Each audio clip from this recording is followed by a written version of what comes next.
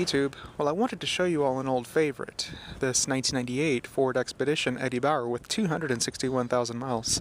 Now this is the second year for the Ford Expedition. I can almost remember it as if it were yesterday when they were introduced.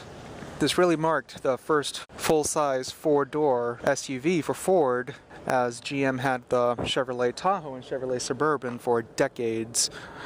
Ford only had the full-size Bronco, which was a two-door SUV. Now the Eddie Bauer is the fully loaded trim for the Expedition. There was also the XLT model. The back just is fresh looking. Now notice the lower ride height.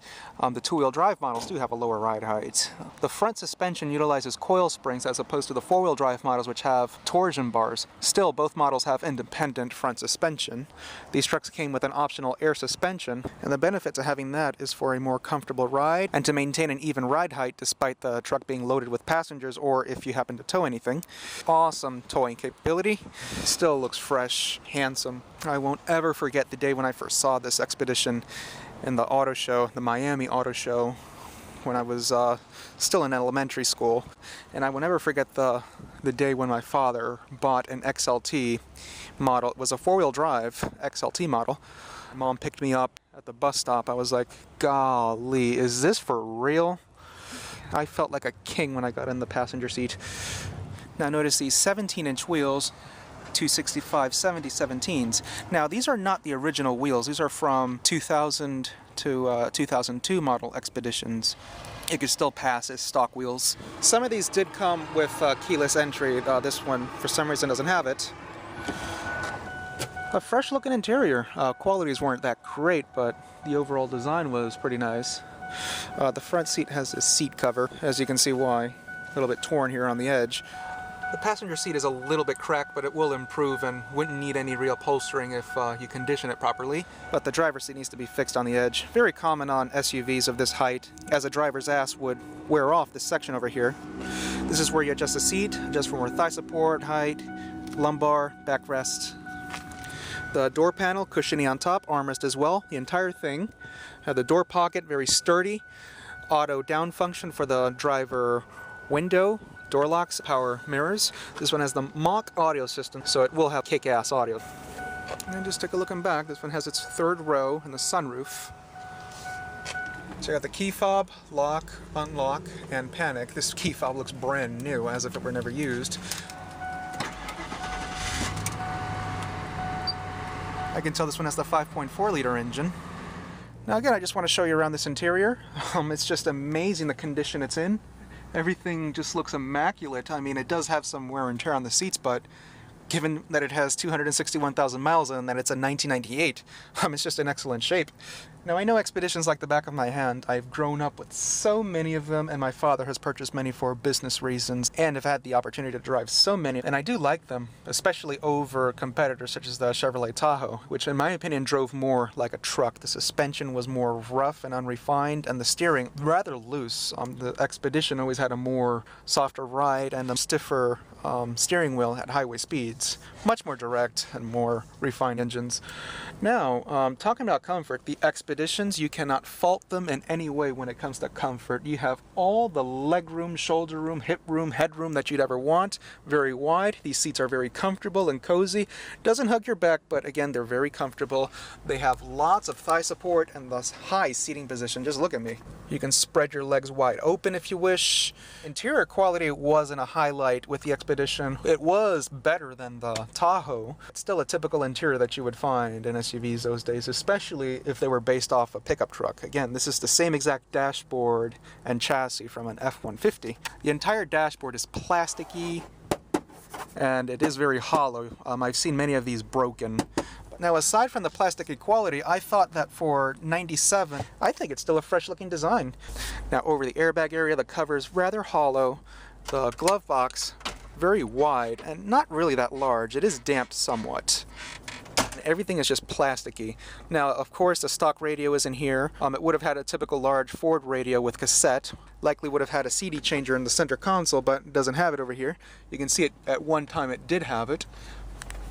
The climate control, very simple, those three dials. Power outlet, it would have had a cigarette lighter on one side. These lids always broke. Here's a cup holder. comes right out. Dual cup holders. Has an ashtray. More cup holders, little side pockets. Again, everything is very plasticky over here, but this center console is so sure-footed it doesn't jiggle at all. The armrest is very cushiony, has the exposed stitching, and we would have found a 6-disc CD changer in here, but the previous owner removed it. A tissue box holder. The headliner is very cushiony, has its sunroof, the button's right there. Rear vents for the third row, you can see it open over there. Sorry if it's blurry. And over here you have a little information center, such as the distance to empty, which is 0, so I hope this thing will continue running as I tour it. You should find distance to empty, average MPGs, not very good. These trucks were not champions when it came to that. You have the compass to the side and reading lamps. Cushiony with their mirror and vanity lights, has the secondary sun visors, and of course the driver's side is the same deal, mirror and vanity light. Steering wheel, very thick, cruise control. These trucks utilize a 4-speed automatic, typical of trucks those days. The transmission is the 4R100 model. That gearbox is even used in the Super Duties of those days. So it's really one tough gearbox, and it also helps benefit with the towing capacity of this truck. It's only paired to the 5.4 liter engine in the Expedition. The 4.6 model had the 4R70W, which Crown Victorias and V8 model Explorers had. The steering wheel tilts. It does not telescope. Here are the wipers, intermit speed, and also controls for the rear wiper. Headlamps, panel dim, automatic headlamps, and rear defogger. The hazards are right up above. The overdrive button is over here, on top of the shifter over here. I forgot mentioning that. Materials carry over into the back seat, identicals up front. Entire door panel is soft touch. You have the door pocket, and just look at the legroom. You really cannot ask for any more. It's just generous, high seating position. You have the cup holders on the armrest right there. Let me sit inside so you guys get an idea. Room to spare, you wouldn't want any more.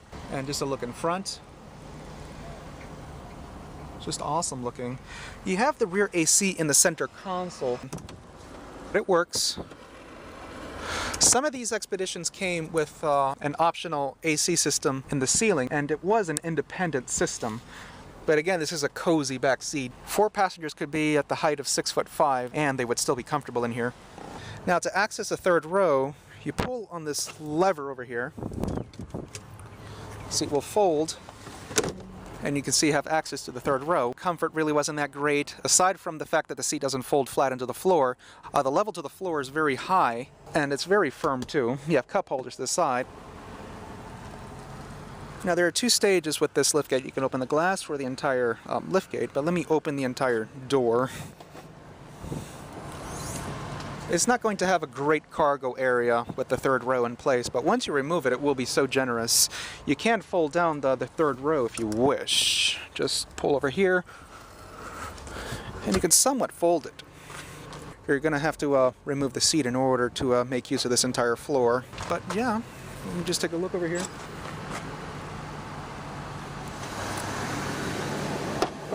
The workhorse, the 5.4 liter single overhead cam V8, 230 horsepower.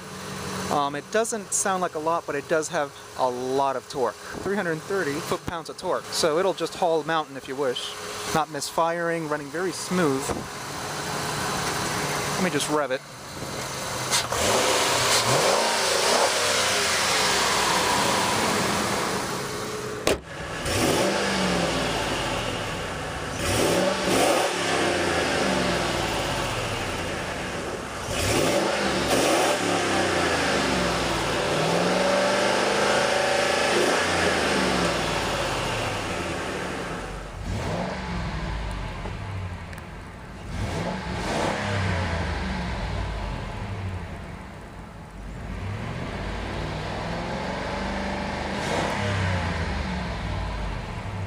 This engine's so smooth, even with all that mileage with the windows closed.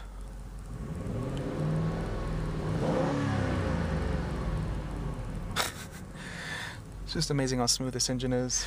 Well, YouTube, I just wanted to give you all a look at the first generation Expedition and show you how everything was. In my opinion, I think the Expedition was ahead in its day when you compare it to all the other competitors. There was also the Lincoln Navigator, which essentially was an overall identical truck, just with a more luxurious exterior styling, different front end, back end, and different body panels and such. Basically, the dashboard also was identical, just that the dashboard was padded as opposed to this one, which is plastic and with a clock up here in the corner. The seats also had a different design, but overall it was the same truck. For me, this truck is a true blast from the past. As mentioned earlier, I grew up with so many of them. But anyways, YouTube, thanks for watching, and hope you guys enjoyed this tour.